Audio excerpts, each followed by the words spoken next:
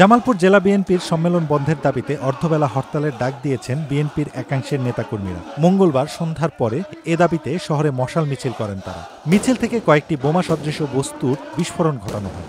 শহর জুড়ে আতঙ্ক ছড়িয়ে পড়ে। রাত 8:30টার দিকে শহরের দয়াময়ী এলাকায় এ ঘটনা ঘটে। বুধবার সকাল থেকে দুপুর পর্যন্ত হরতালের ডাক দেওয়া হয় এবং বলা হয় শনিবার অনুষ্ঠেয় জামালপুর জেলা বিএনপির সম্মেলন করতে দেওয়া হবে না। মিছিলটি শহরের দয়াময়ী এলাকায় রাস্তায় আটকে কয়েকটি বোমার বিস্ফোরণ ঘটানো হয়। এছাড়াও রাস্তায় আগুন ধরিয়ে দেওয়া হয়। শহর জুড়ে আতঙ্ক ছড়িয়ে পড়ে। পথচারীরা ছোটাছুটি শুরু করে দেন। এ বিষয়ে জেলা বিএনপির সভাপতি বলেন, সম্মেলন যথাসময়েই হবে, শান্তিপূর্ণভাবে আমরা সম্মেলন করব।